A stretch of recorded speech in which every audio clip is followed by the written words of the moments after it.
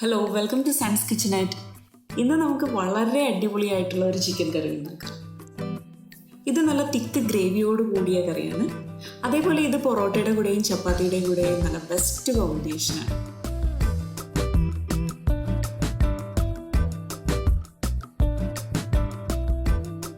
ഇനി കറി തയ്യാറാക്കുന്നതിനായി ചിക്കനിലേക്ക് 1/4 ടീസ്പൂൺ മഞ്ഞൾപ്പൊടി, 1 ടേബിൾ സ്പൂൺ മുളക് പൊടി, 1 ടേബിൾ സ്പൂൺ മല്ലിപ്പൊടി, 1 ടീസ്പൂൺ ഗരം മസാലയും ആവശ്യത്തിന് ഉപ്പും കൂടി ചേർത്ത് മാരിനേറ്റ് ചെയ്ത് ഒരു 30 മിനിറ്റ് മാറ്റി വയ്ക്കാം.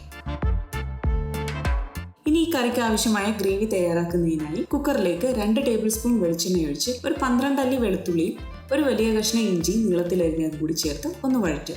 അതിനുശേഷം ഒരു 6 വലിയ സവാള നീളത്തിലരിഞ്ഞതും എരിവിനാവശ്യമായ പച്ചമുളകും കുറച്ച് ഉപ്പും കൂടി ചേർത്ത് ഒരു 2 മിനിറ്റ് ഒന്ന് നന്നായി വഴറ്റുക. ഇനി ഇതിലേക്ക് മസാലപ്പൊടികൾ ചേർത്ത് കൊടുക്കും. 1/4 ടീസ്പൂൺ മഞ്ഞൾപ്പൊടി, 1/4 ടേബിൾ സ്പൂൺ മുളക് പൊടി, 1 ടേബിൾ സ്പൂൺ മല്ലിപ്പൊടി, 1/4 ടീസ്പൂൺ ഗരം മസാലയും കൂടി ചേർത്ത് ഇതൊന്ന് മൂപ്പിച്ചെടുക്കുക. ഇനി ഇതിലേക്ക് 1/2 കപ്പ് വെള്ളവും കൂടി ചേർത്ത് 2 വിസിൽ വരുന്നത് വരെ വേവിച്ചെടുക്കുക.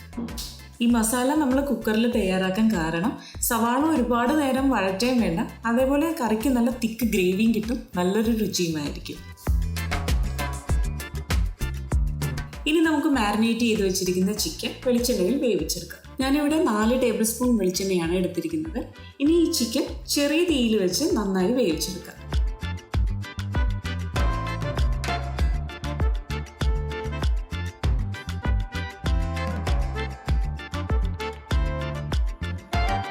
അപ്പോൾ ചിക്കനെല്ലാം നന്നായി വെന്ത് വന്നിട്ടുണ്ട്.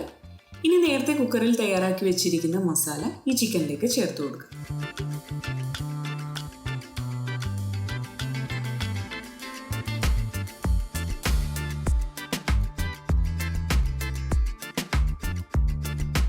ഇതിലേക്ക് ഒരു വലിയ തക്കാളി അരിഞ്ഞതും കൂടി ചേർത്ത് നന്നായി ഇളക്കി യോജിപ്പിക്കുക.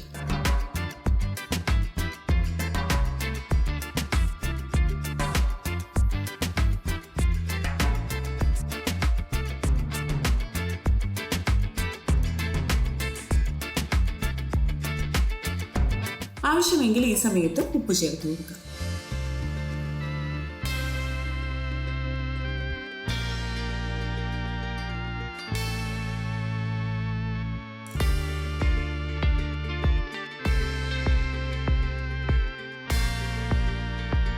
ഇനി ഈ മസാലകളെല്ലാം ഒരു 5 മിനിറ്റ് കൂടി ചിക്കനുമായി ചേർത്ത് യോജിപ്പിച്ചെടുത്താൽ നല്ല തിക്ക് ഗ്രേവിയോട് കൂടിയ അടിപൊളി ചിക്കൻ കറി റെഡി.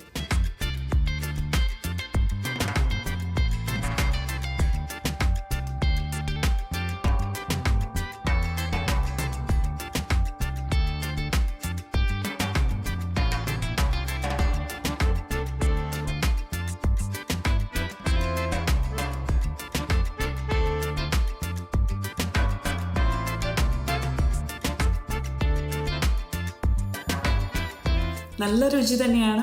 പൊറോട്ടയുടെ കൂടെ നല്ല ബെസ്റ്റ് കോമ്പിനേഷനാണ്. എല്ലാവരും ട്രൈ ചെയ്ത് നോക്കുക. Thanks for watching.